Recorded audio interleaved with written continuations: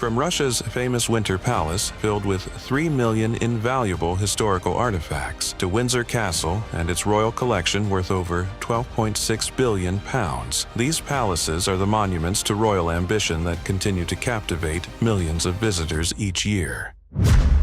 Hofburg Palace, Vienna, Austria. In the very heart of Vienna, where the elegant streets of the Innere wind through centuries of history, there sprawls a monument so vast, so impossibly complex, that it defies simple description. The Hofburg Palace is not merely a palace in the traditional sense, it is an entire world unto itself, a 240,000 square meter conglomerate of 18 wings and 2,600 rooms that served as the Habsburg dynasty's seat of power for an astounding 600 years. To understand the Hofburg is to understand the very concept of imperial inertia. Originating as a 13th century Babenberg fortress, this architectural behemoth grew organically through the centuries, each successive ruler adding their own wing, their own flourish, their own statement of authority. Maximilian Für's 1493 expansions birthed the Swiss gates' imposing machicolations. Ferdinand II's Renaissance Schweizerhof added graceful arcades in the 1550s. Fischer von Erlach's Reichsratstract emerged in the 1710s, fusing seamlessly with Juvara's magnificent library. But it was Maria Theresa who truly transformed this fortress into a palace of dreams. Her 1750s yellow and white Michaeler tract gilded the complex in Rococo splendor, her personal apartments becoming shrines to Meissen porcelain and exquisite taste. The luxury that permeates every corner of the Hofburg is simply staggering. The Imperial Apartments Hall of Ceremonies boasts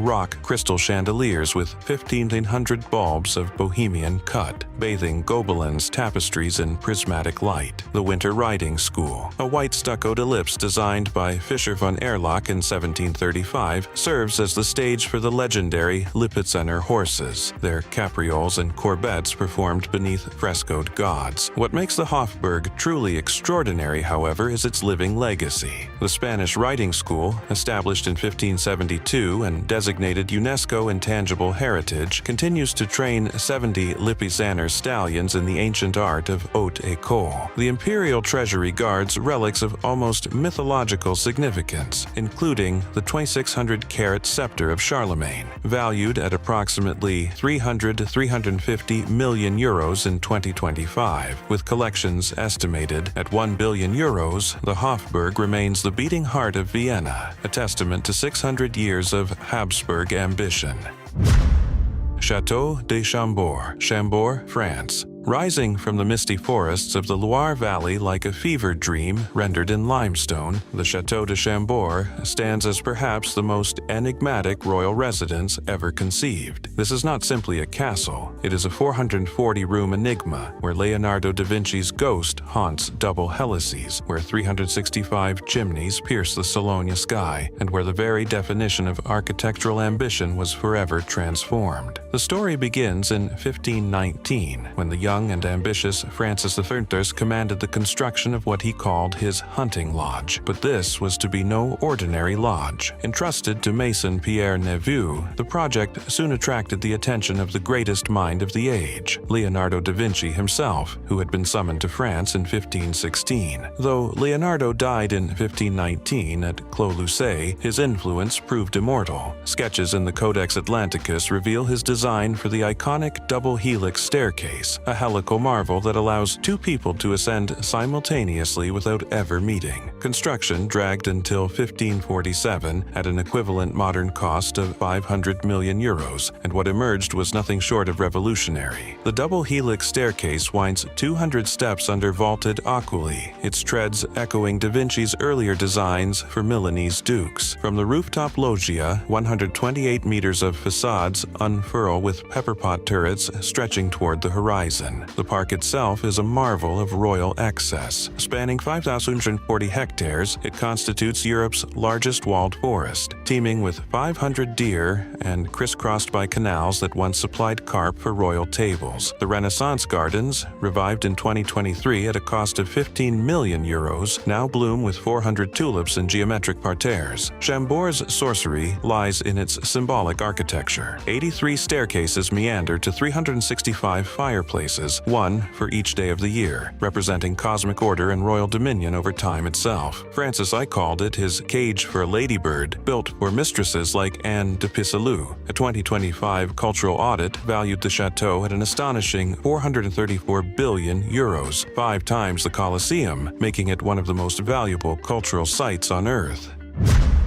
Blenheim Palace, Woodstock, England. In the rolling Oxfordshire countryside, where ancient oaks cast long shadows across 2,100 acres of manicured parkland, stands a monument to military triumph and aristocratic splendor that rivals any royal residence in Europe. Blenheim Palace is not merely a home, it is a UNESCO World Heritage Site that crowns John Churchill's 1704 victory at Blenheim with one of the most bombastic displays of Baroque architecture ever conceived on English soil.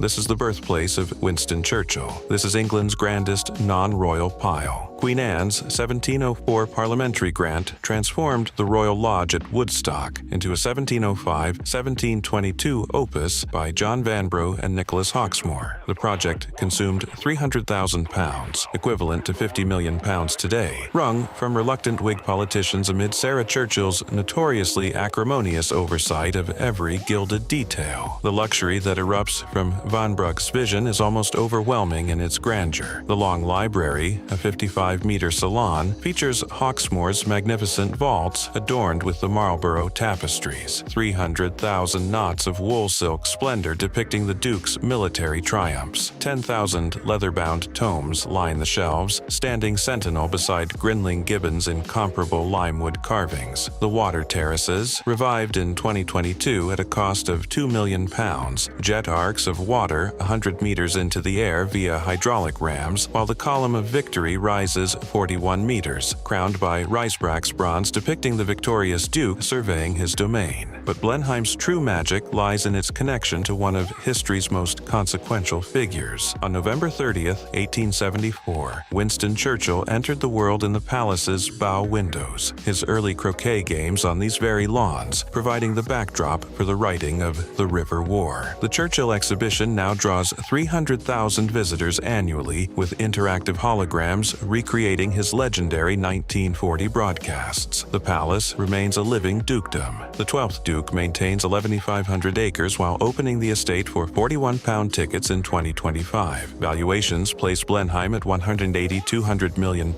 with the treasures worth an additional £500 million. Palace of Caserta, Caserta, Italy. Erupting from Campania's sun-drenched plains like a Baroque colossus summoned from the dreams of kings, the Palace of Caserta, the Regia di Caserta, stands as perhaps the most ambitious royal construction project of the 18th century. This is not merely a palace that rivals Versailles. This is a palace that eclipses it, boasting 47,000 square meters of floor space and 2 million cubic meters of total volume. When Charles III of Spain acquired the Caetani fief in 1750 for 489,393 ducats, he envisioned something unprecedented, an enlightened response to French architectural dominance that would announce Naples as a major European power. He turned to Luigi Vanvitelli, the Vatican's primo architetto, who broke ground on January 20th, 1752, the king's birthday, and proceeded to create what would become a UNESCO World Heritage Site spanning 123 hectares. The opulence begins at the entrance and never relents. The grand staircase of honor, a double helix of white marble echoing Da Vinci via Bernini, spirals 116 steps beneath Pietro Antonio Gasparini's frescoed Triumph of Ferdinand IV. 18th century Murano chandeliers refract light like frozen waterfalls, while the Palatine Chapel's nave gleams with lapis lazuli altars and Fanzago's silver tabernacle. The throne room, a 1770s red and gold fantasia by Fuga, seats 200 beneath Tiepolo Michelangelo-esque ceilings depicting Apollo's chariot in triumphant flight. Period apartments whisper of royal intrigue. Maria Carolina's antechamber displays Wedgwood cameos and Sèvres porcelain gifts from her sister Marie Antoinette. But the park is where Caserta truly transcends imagination. A 3-kilometer axial vista unfurls in Le Notre splendor, culminating in the Fountain of Diana and Actaeon, which jets water 60 meters skyward via the Caroline Aqueduct's 38-kilometer engineering marvel, completed in 1770 with 500 arches defying the Taburno peaks. The palace's cultural significance extends beyond architecture. It served as Allied HQ during World War II, where the Sicily invasions were plotted from its throne room. More recently, it portrayed Naboo's throne room in Star Wars 1999 and hosted chase sequences in Angels and Demons, drawing 1.2 million visitors annually with a 2025 valuation estimated at $500 to $600 million. Caserta remains southern Italy's crown jewel. Topkapi Palace, Istanbul, Turkey. Perched dramatically upon Istanbul's Seraglio Point, where the shimmering waters of the Bosphorus meet the Golden Horn and the Sea of Marmara, Topkapi Palace stands as the ultimate expression of Ottoman imperial splendor. This labyrinthine complex served as the Sultan's nerve center for nearly 4 centuries, a place where Byzantine remnants fuse with Islamic opulence in ways that continue to captivate the imagination of all who pass through its gates. Commissioned by Mehmed II the Conqueror mere months after his legendary 1453 fall of Constantinople. Construction spanned 1459-1465 under architect Kemalettin. What began as a modest kiosk amid gardens soon ballooned under successive sultans. By the 16th century, under Sinan the Great architect's influence, it housed up to 4,000 souls, sultans, concubines, eunuchs, and scribes, administering an empire stretching from Budapest to Baghdad. The treasures within defy comprehension.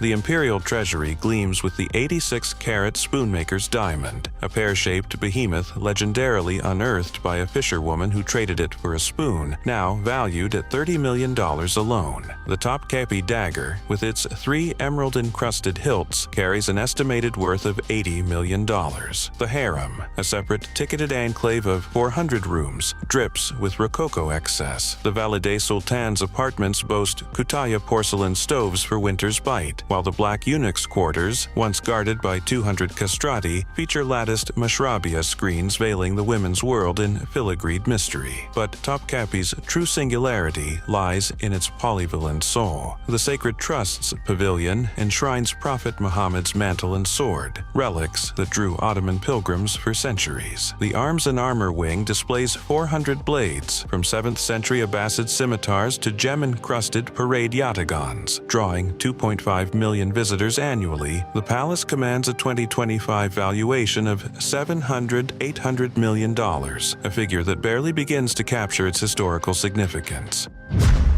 Royal Palace of Madrid, Madrid, Spain. Looming majestically over Calle de Bellén's western flank, the Royal Palace of Madrid announces itself with the authority befitting Europe's largest royal palace. With 135,000 square meters of space and an astounding 3,418 rooms, this Bourbon colossus rises from the ashes of a 9th century Alcazar fortress, destroyed by fire in 1734 in one of history's most devastating cultural losses. The story of that fire has become legend. Jean Rance's studio threatened to consume Velázquez's masterpiece Las Meninas, saved only through the heroic act of window toss heroism. From this destruction rose a phoenix. Philip Fee's 1738 commission brought Chuvara's Bernini-esque vision to life, realized by Sacchetti amid the privations of the 7 Years' War. The luxury cascading through these halls is simply breathtaking. The San Agustin marble grand staircase, designed by Sabatini in 1789, ascends 70 steps flanked by Castro lions with Giacinto's fresco. Religion protected by Spain, swirling overhead. The throne room's Tepolo ceiling,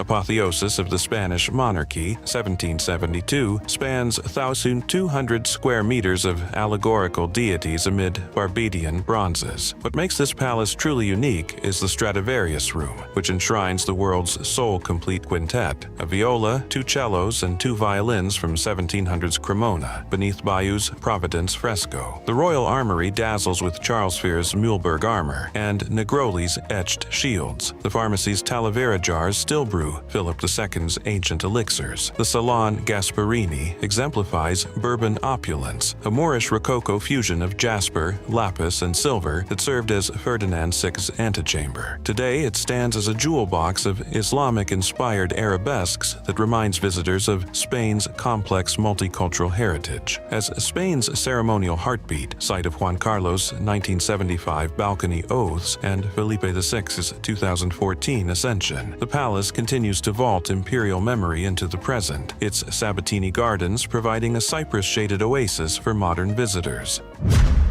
Schönbrunn Palace, Vienna, Austria. Cascading down a terraced hillside in Vienna's Hietzing district, Schönbrunn Palace represents the absolute apotheosis of Baroque architecture, a 1,241-room Habsburg hymn to enlightened absolutism that has witnessed 3 centuries of European history unfold within its gilded walls. This is where Maria Theresa transformed a hunting idol into an imperial stage. This is where Franz Joseph drew his final breath in 1916. This is Austria's soul rendered in yellow, ochre, and gold. The story begins in 1569, when Maximilian II purchased the Katterberg Mill as a pheasant-stocked hunting retreat. Eleonora Gonzaga's 1640s editions christened the site with its name, Beautiful Spring, but it was Maria Theresa's 1740s, 1750s reinvention by Nicola Picassi that crystallized its splendor, transforming a wedding gift into a UNESCO Gesamtkunstwerk spanning 160 hectares. Opulence radiates from every surface. The 174-meter-wide facade with 52 monumental windows frames the great parterre's sculpted bosquets and the magnificent Neptune fountain, Giovanni Giuliani's 1675 Triton spouting spectacle with water jets arcing 20 meters. The 60-meter gloriette of 1775, Maria Theresa's triumphal arch glorifying just war, commands Vienna's skyline from its hilltop perch. The interiors orchestrate imperial theater at its finest. The Hall of Mirrors, 40 meters of candelabra-lit elegance, witnessed 6-year-old Mozart's harpsichord debut in 1762. Maria Theresa's Rococo chambers pulse with chinoiserie lacquers and Meissen porcelain. Her intimate breakfast cabinet whispers of silk-upholstered mornings. The Burgle Room's landscape murals blend exotic flora with Habsburg symbolism, verdant fantasies for private retreats. The Tiergarten, the globe's oldest zoo,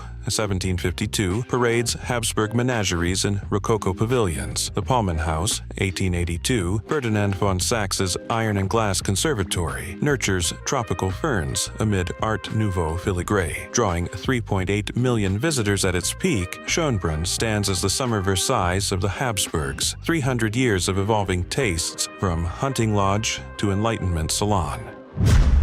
Windsor Castle, Berkshire, England. Sprawling across 13 acres in Berkshire's sylvan embrace, Windsor Castle holds a distinction that no other royal residence on Earth can claim. It is the world's oldest and largest continuously inhabited castle. For over 1,000 years, through invasions and civil wars, through fires and revolutions, this fortress palace has cradled 40 monarchs since William the Conqueror's 1070 Motte and Bailey imposition. The castle's origins are military. William built it as a Norman gauntlet overlooking the Thames, designed to quell Saxon unrest amid Windsor Forest's ancient oaks. But over the centuries, fortress gave way to palace. Edward III's 1350-1377 overhaul cost £51,000, medieval England's costliest secular project, birthing its Gothic soul and enshrining the Order of the Garter in St. George's Chapel in 1348. The luxury that unfurls within these 1,000 rooms is staggering. The Grand Reception Room's 100-foot Rococo expanse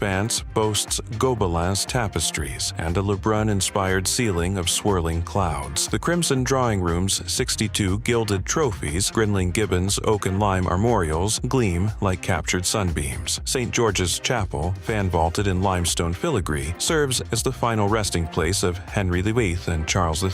The Albert Memorial Chapel, 1863-1873, dazzles with Scott's mosaics, Tricchetti's bronzes, and Salviati's opalescent tiles, a marble mausoleum born from Victoria's inconsolable grief. What makes Windsor extraordinary is its living significance. The castle harbors treasures from the royal collection, valued at £12.6 billion overall, including Vermeers and Rembrandts. The Great Kitchen's 14th century undercroft, 193 feet of vaulted stone, once roasted 500 swans for medieval feasts. The 1992 fire ravaged 120,000 square feet, but birthed remarkable restorations, including St. George's Hall's hammer beam roof, the largest green oak span since 1486. Valued at £743 million, Windsor remains the spiritual hearth of British monarchy, inspiring the 1917 House of Windsor rebrand and hosting the 2023 Coronation Concert's 20,000-strong revelry.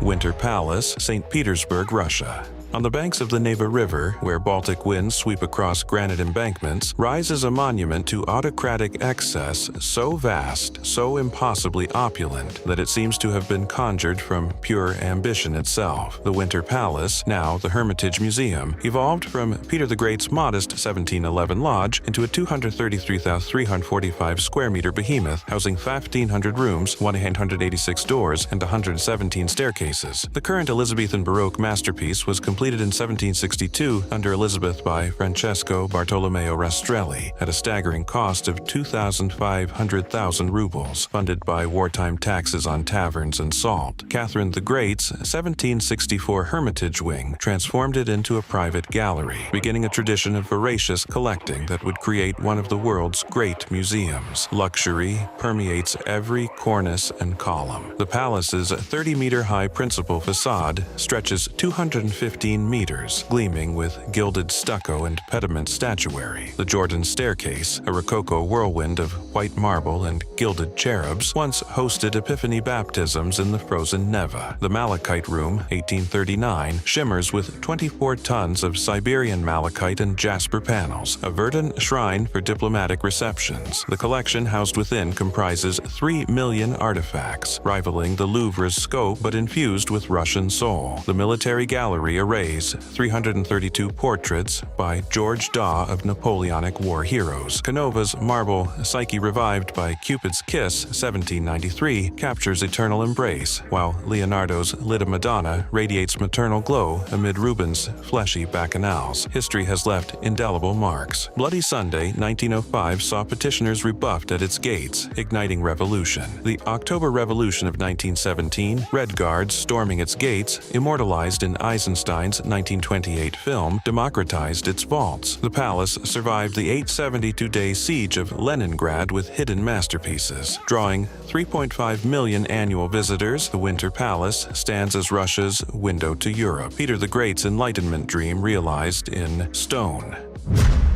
Louvre Palace, Paris, France. And so we arrive at the pinnacle of palatial grandeur, a monument so extraordinary, so laden with history and art and architectural innovation that to call it merely a palace seems almost inadequate. The Louvre stands as an unparalleled emblem of opulent grandeur, a 72,735 square meter labyrinth that has evolved over 8 centuries from medieval fortress to Renaissance masterpiece to the world's most visited art museum. The story begins in Blood and Iron, originally constructed between 1190 and 1220 under King Philip II to defend Paris against Anglo-Norman incursions. The medieval foundations, visible today in the basement crypt, evoke the raw power of feudal defense. But it was Francis I in 1546 who ignited its Renaissance rebirth, commissioning Pierre Lescot to overlay the fortress with elegant Italianate facades. This shift heralded an era where the palace became a canvas for monarchical extravagance, housing Leonardo da Vinci's Mona Lisa, acquired in 1517. The architectural symphony is simply breathtaking. Claude Perrault's colonnade wing, E1677-1674, introduces a revolutionary east facade of paired Corinthian columns, a modernist break that shocked contemporaries for its audacity. I.M. Pei's iconic glass pyramid, 1989, a 21-meter crystalline beacon, fuses futuristic minimalism with historical gravitas. The Galerie d'Apollon boasts gilded stucco,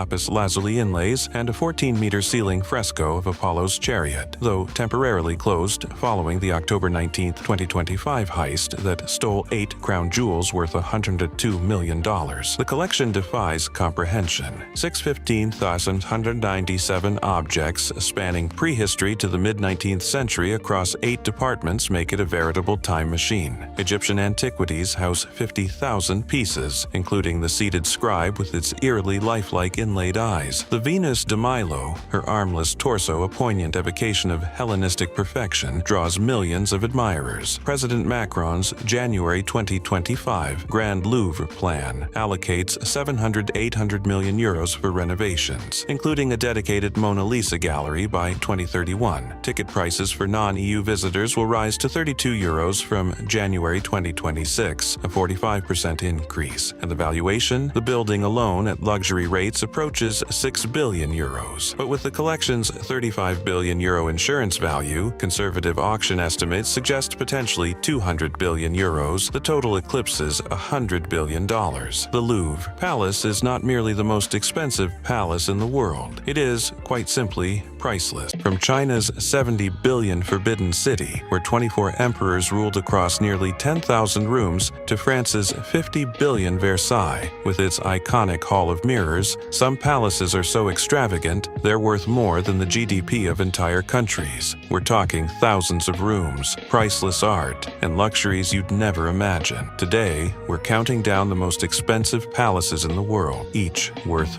billions. The Forbidden City, Beijing, China. Let's begin our journey in the heart of Beijing, where stands what many consider the crown jewel of palatial architecture, the Forbidden City. With an estimated value of $70 billion, and this isn't just the world's most expensive palace, it's arguably the most expensive single architectural complex ever created by human hands. But to understand why the Forbidden City commands such a staggering valuation, we need to journey back over 600 years to when this magnificent complex first began to take shape. Constructed between 1406 and 1420 during the Ming Dynasty, the Forbidden City served as the imperial palace for an incredible 24 emperors over nearly 500 years, witnessing the rise and fall of dynasties, the ebb and flow of power, and the transformation of China from a medieval empire into a modern nation. The name itself, Zijincheng, or Purple Forbidden City, tells a story of absolute power and divine authority. For centuries, unauthorized entry into this sacred space was punishable by death. This wasn't just a palace, it was considered the earthly dwelling of the Son of Heaven, the Chinese emperor, whose very presence was believed to maintain the cosmic balance between heaven and earth. What makes the Forbidden City's 70 billion valuation so extraordinary isn't just its size, though the numbers are mind-boggling. We're talking about a complex that spans 72 hectares with 980 buildings and 9,999 rooms, a number chosen deliberately to symbolize imperial perfection, as only heaven could possess 10,000 rooms. The land value alone, situated in Beijing's prime central district where prices reach $27,000 per square meter, totals $9.66 billion. But here's where the story becomes truly remarkable. The contents of the Forbidden City are valued at over $50 billion, making it not just a palace, but one of the world's greatest treasure houses. Imagine walking through halls where every surface is adorned with priceless artifacts, where jade ornaments worth millions of dollars are displayed as casual decoration, where silk tapestries that took master craftsmen years to create hang like wallpaper. The architectural genius of the Forbidden City lies in its perfect embodiment of traditional Chinese design principles. Every element follows the ancient philosophy of feng shui, with buildings arranged along a precise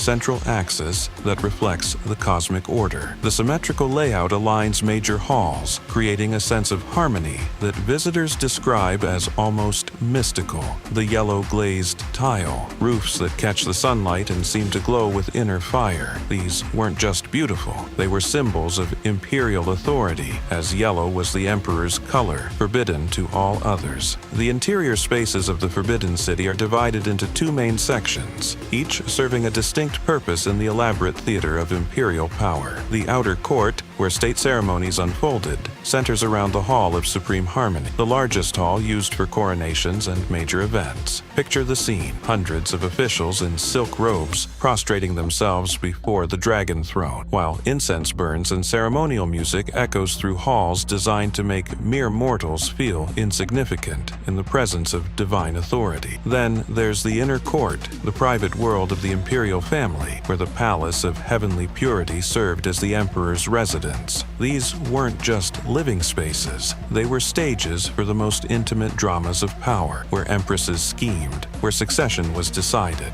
where the fate of a nation often hung on whispered conversations in rooms lined with priceless art. Today, the Forbidden City attracts 14 to 19 million visitors annually as the Palace Museum, making it one of the most visited museums in the world. But even as tourists flood through its courtyards, the palace retains an aura of mystery and grandeur that money simply cannot buy. Palace of Versailles, Versailles, France. While the Forbidden City impresses with its age and cultural significance, Versailles dazzles with its sheer opulence and the audacious scale of its creation. The palace's historical construction cost is equivalent to $50.7 billion in today's money, making it one of the most expensive building projects in human history. But Versailles is more than just an expensive palace. It's a monument to the absolute power of the Sun King, Louis XIV, and a testament to what happens when a monarch decides that no expense is too great to demonstrate royal magnificence. The story of Versailles begins not with grand ambitions, but with a simple hunting lodge. Originally built by Louis XIII in 1623, this modest retreat would be transformed by his son into something the world had never seen before. When Louis XIV decided to expand his father's hunting lodge starting in 1661, he wasn't just building a palace, he was creating a tool of political control. By moving the court from Paris to Versailles in 1682, the Sun King forced the French nobility to live under his direct supervision, turning potential rivals into dependent courtiers who competed for his favor rather than plotting against his rule. The scale of this transformation is breathtaking. The finished palace spans 63,154 square meters with 2,300 rooms, but it's the quality of those rooms that truly staggers the imagination. The crown jewel is undoubtedly the Hall of Mirrors, a 73-meter-long gallery with 357 mirrors that reflects light from 17 arched windows, creating an effect that visitors describe as walking through liquid light itself. But why mirrors? In the 17th century, mirrors were among the most expensive objects that could be manufactured. Venice held a monopoly on high-quality mirror production, and a single large mirror could cost as much as a warship. By lining an entire gallery with hundreds of mirrors, Louis XV was making a statement about French wealth and power that resonated throughout Europe. The Hall of Mirrors wasn't just beautiful, it was a diplomatic weapon, designed to intimidate foreign ambassadors and demonstrate that France could afford luxuries that other nations could only dream of. The palace's Royal Opera, a theater with intricate woodwork and gold leaf, represents another level of royal extravagance. Completed in 1770 for the wedding of the future Louis XVI and Marie Antoinette, this theater could be transformed from an opera house into a ballroom in a matter of hours, with a floor that could be raised to the level of the stage. The engineering required for this transformation was so advanced that it wouldn't be matched until the 20th century. The state apartments, including the king's and queen's apartments, adorned with paintings, sculptures, and tapestries, tell the story of daily life in the most formal court in Europe. Every moment of the royal day was choreographed, from the lever, the king's morning rising ceremony, to the coucher, the evening retiring ceremony. The bedroom where Louis XIV slept wasn't just a private space. It was a stage where dozens of courtiers gathered each morning to witness the king's awakening, a ritual that reinforced his divine status. The 800 hectares of manicured gardens, designed by André Lenotre, represent landscape architecture on a scale that boggled the minds of contemporary observers. These weren't just gardens, they were outdoor rooms domes, each with its own character and purpose. The famous fountains, which operate to this day, required engineering innovations that pushed the boundaries of 17th century technology. The problem was simple. Versailles sits on a plateau with no natural water source capable of powering such elaborate fountains. The solution was the construction of the Machine de Marly, a massive water pumping system that was considered one of the engineering marvels of its age. But perhaps the most poignant aspect of Versailles is how it became a symbol of the excess that ultimately led to the French Revolution. The palace, that had served as the seat of absolute power for over a century, became a prison for Louis XVI and Marie Antoinette when revolutionary forces compelled them to leave in 1789. Today, Versailles hosts 15 million visitors annually, serving as both a monument to royal grandeur and a reminder of the costs of extreme inequality. While Versailles dazzled with gold and mirrors, the next palace rose from ashes, its true power hidden not in what it shows, but in what it survived. Tokyo Imperial Palace, Tokyo, Japan. Our journey now takes us to the land of the rising sun, where ancient traditions meet modern realities in the Tokyo Imperial Palace. With a land value estimated at $11.25 billion,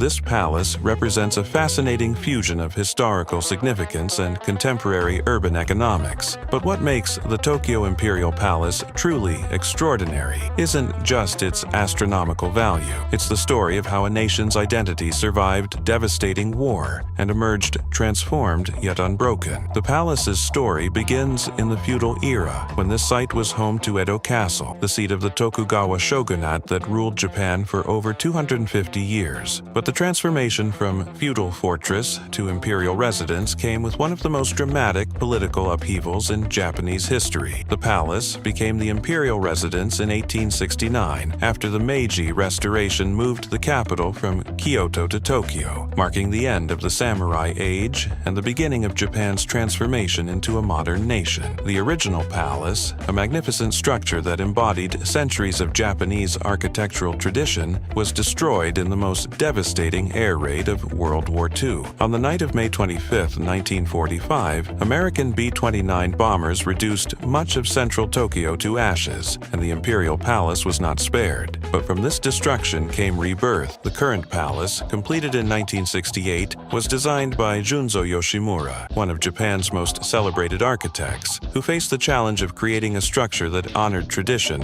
while embracing modernity. What Yoshimura created is nothing short of architectural poetry. The palace combines modernist design with Japanese influences, using steel-framed reinforced concrete with large, gabled, hipped roofs, columns, and beams that echo traditional Japanese architecture while incorporating the latest construction techniques. The use of domestic woods and stones creates a connection to the Japanese landscape that runs deeper than mere aesthetics. It represents a philosophical approach to architecture that sees buildings as part of the natural order rather than impositions upon it. The palace's interior spaces reflect this same philosophy of harmonious synthesis. The Seiden, State Function Hall, used for official ceremonies, and the Homeiden, State Banquet Hall, that hosts diplomatic banquets, showcase a design aesthetic that somehow manages to be both thoroughly modern and unmistakably Japanese. The residential areas feature tatami mats and traditional coffered ceilings, creating spaces that could have been designed centuries ago, while Western-style parquet floors and furnishings in public spaces acknowledge Japan's position as a global power. Perhaps the most striking feature of the complex is the Tokagakudo Music Hall, an octagon-shaped hall with mosaic tile decorations built in 1964-1966. This building, designed by Kenji Imai, represents the optimism of 1960s Japan, when the country was preparing to host the Tokyo Olympics and demonstrate its recovery from the devastation of war. The hall's unique octagonal design creates acoustics that are considered among the finest in the world, making it a favorite venue for both classical Western music and traditional Japanese performances. But what makes the Tokyo Imperial Palace's $11.25 billion valuation so remarkable isn't just the buildings, it's the land itself. Set within a 1.15 square kilometer park in the heart of Tokyo, the palace grounds represent some of the most valuable real estate on Earth. During Japan's economic bubble of the 1980s, the palace grounds were theoretically worth more than all the real estate in California combined, a statistic that perfectly captures the surreal nature of that era's asset inflation. The palace is surrounded by elements that survived the bombing and connect it to its historical roots. The moats and stone walls from the Edo period create a sense of continuity with the past, while the carefully maintained gardens provide a green oasis in one of the world's most densely populated cities. These gardens aren't just beautiful,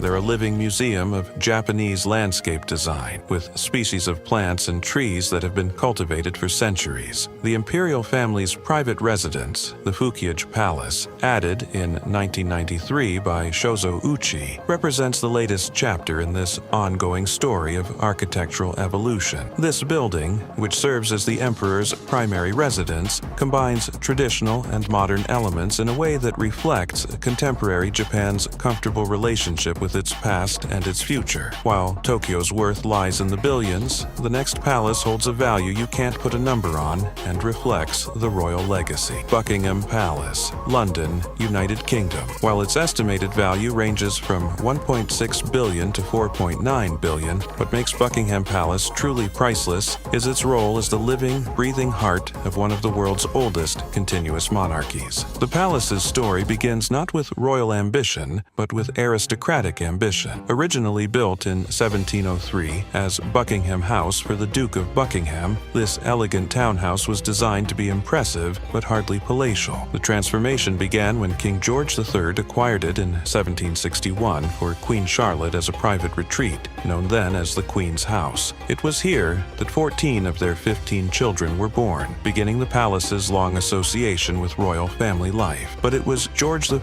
who had the vision and the ego to transform his father's comfortable retreat into a palace worthy of a king. Beginning in the 1820s, George IV commissioned John Nash, one of Britain's most celebrated architects, to create something magnificent.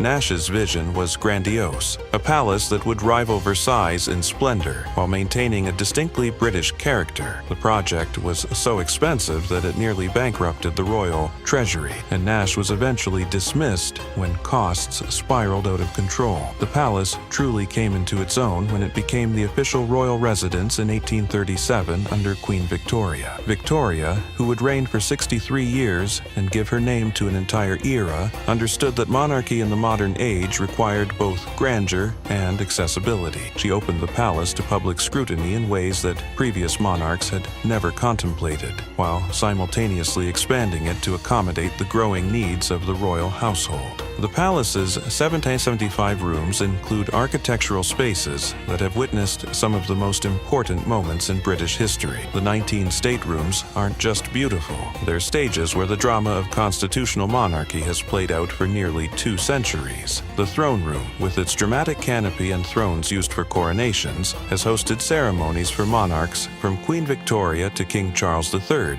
each coronation marking a new chapter in the ongoing story of British royalty. The Picture Gallery, a 55-yard-long space with masterpieces by Rembrandt, Van Dyck, Rubens, and Vermeer, represents one of the finest private art collections in the world. But calling it private is somewhat misleading. These aren't just possessions of the royal family, but are held in trust for the nation. The royal collection, valued at $12.6 billion, includes artworks and treasures accumulated over centuries, making the palace not just a residence, but a repository of British cultural heritage. The palace survived its greatest test during World War II, when it was bombed 9 times by the German Luftwaffe. Rather than fleeing to safety, King George VI and Queen Elizabeth, later the Queen Mother, remained in London, sharing the dangers faced by their subjects. The famous photograph of the royal family inspecting bomb damage at the palace became an iconic image of British resolve during the war's darkest hours. The East Front, with its iconic balcony added in 1850, has become one of the most recognizable architectural features in the world. This balcony, where the royal family appears during moments of national celebration and mourning, represents the unique relationship between the British monarchy and the British people, from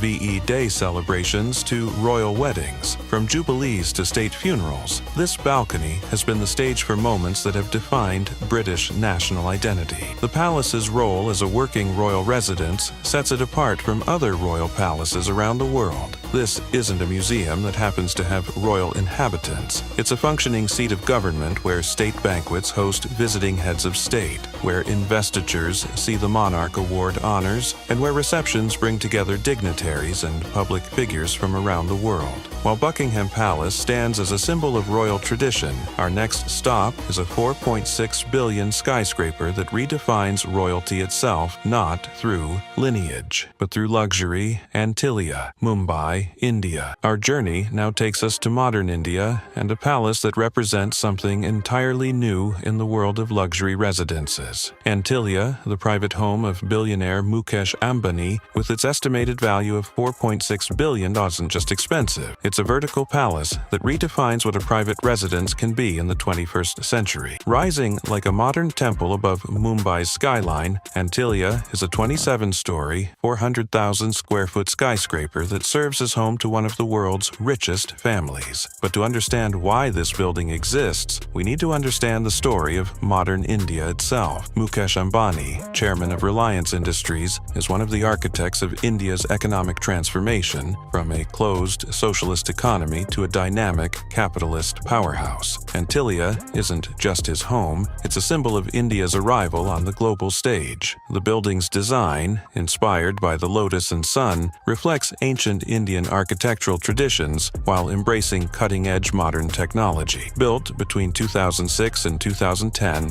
Antilia represents a collaboration between international design firms and Indian craftsmanship that perfectly captures the spirit of contemporary India. The interiors, designed by Hirsch Bedner Associates, use luxurious materials like crystals, marble, and mother of pearl, creating spaces that manage to be both opulent and surprisingly intimate. What makes Antilia truly extraordinary is its amenities, which read like a list of everything a billionaire could possibly want. The 168 car garage across 6 underground levels houses one of the world's most impressive private car collections, including multiple Rolls-Royces, Mercedes Maybachs, and custom-built vehicles. But it's the 50-seat private theater that really captures the imagination, a cinema that rivals the best commercial theaters in the world, where the Ambani family can screen the latest Bollywood blockbusters or Hollywood films in perfect comfort and privacy. Perhaps the most famous feature of Antilia is its snow room that produces artificial snowflakes. In a city where temperatures regularly exceed 35 to 95, a room that creates winter weather on demand isn't just luxury, it's a technological marvel. The engineering required to create and maintain artificial snow in Mumbai's tropical climate represents the kind of over-the-top thinking that makes Antilia so fascinating. The building's ballroom hosts lavish events that have become legendary in Indian society. These aren't just parties, they're cultural events that bring together Bollywood stars, business leaders, politicians, and international celebrities. The Ambani family's celebrations, particularly weddings, have become spectacles that capture global attention and showcase Indian culture and hospitality on an unprecedented scale. The controversy surrounding Antilia begins with its very foundations. The land, previously an orphanage, was sold for $10.5 million in 2002, sparking legal challenges that continue to this day. Critics argue that the sale violated Waqf regulations, while supporters point out that the Ambani family followed all legal procedures. This controversy reflects broader tensions in Indian society about wealth inequality and the responsibilities of the ultra-rich. But Antilia is more than just an expensive house. It's a vertical city designed to be completely self-sufficient. The building includes multiple swimming pools, a spa, health center, temple, and terrace gardens that create an oasis high above Mumbai's crowded streets. The 9 high-speed elevators are necessary because the building's extra high ceilings make it equivalent to a 60-story building, while 3 helipads provide private air transportation that bypasses Mumbai's notorious traffic. The top 6 floors are private for the Ambani family, designed to withstand magnitude 8 earthquakes and featuring security systems that rival those of government buildings. The unique design design ensures that no two floors share the same materials or layout, creating a sense of discovery and surprise as visitors move through the building. If Antillia is a symbol of personal power in the age of billionaires, our final stop is a reminder of what happens when national wealth is poured into royal tradition. Istana Nurul Iman, Brunei. Our final destination takes us to the small but incredibly wealthy nation of Brunei, where the Sultan's palace represents the ultimate expression of oil wealth transformed into architectural grandeur. Istana Nurul Iman, with its construction cost of $1.4 billion in 1984 and current estimated value of $34 billion, holds the Guinness World Record as the world's largest residential palace, but its significance extends far beyond mere size. The palace's name, meaning Palace of the Faith Light, perfectly captures its role as both a royal residence and a symbol of Brunei's Islamic identity. Commissioned by Sultan Hassan al-Bolkiah and completed in 1984, the palace was designed to mark Brunei's independence and demonstrate the nation's prosperity to the world. The timing was perfect. Oil prices were high, Brunei's economy was booming, and the Sultan wanted to create something that would establish his nation's place on the global stage. The palace's designer, Filipino architect Leandro V. Locsin, faced a unique challenge: how to create a building that honored Islamic and Malay architectural traditions while incorporating modern amenities and technology. The result is a structure that manages to be both timeless and contemporary, with gold-plated domes and intricate Islamic patterns that reflect Brunei's cultural heritage while housing some of the most advanced building systems in the world. The scale of Istana Nurul Iman is almost incomprehensible, with 1,788 rooms spread across 200,000 square meters. The palace is larger than Versailles and the Vatican combined. But it's not just the size that impresses, it's the attention to detail that makes every space feel purposeful and elegant. The 257 bathrooms aren't just functional spaces but showcases of craftsmanship, with marble, gold, and precious stones creating environments that redefine luxury. The banquet hall, which can be expanded to accommodate 5,000 guests, represents diplomacy on an unprecedented scale. When the Sultan hosts state dinners or religious celebrations, the palace becomes a stage for soft power, demonstrating Brunei's wealth and sophistication to international visitors. The hall's ability to transform from an intimate dining space to a vast ceremonial venue shows the kind of engineering precision that went into every aspect of the palace's design. Perhaps the most spiritually significant space in the palace is the mosque that can accommodate 1,500 worshippers. Akas, this isn't just a private chapel, but a full-scale place of worship that serves both the royal family and the broader community. The gold-plated domes that crown the mosque can be seen from across Brunei's capital, serving as a constant reminder of the Sultan's role as both political and religious leader. The palace's 110-car garage houses one of the world's most extensive car collections, including rare Ferraris, Bentleys, and custom-built vehicles that exist nowhere else. But even more unusual are the air-conditioned stables for 200 polo ponies, which reflect the Sultan's passion for equestrian sports and his commitment to providing the best possible care for his animals. The palace's 564 chandeliers and 51,000 light bulbs create a nighttime spectacle that can be seen from space. During religious festivals and state celebrations, the palace becomes a beacon of light that symbolizes Brunei's prosperity and the Sultan's benevolent rule. The electrical systems required to power this display represent a significant engineering achievement, especially given Brunei's tropical climate and the need for reliable power in a region prone to severe weather. Thank you for watching. If you enjoyed watching this video, click on one of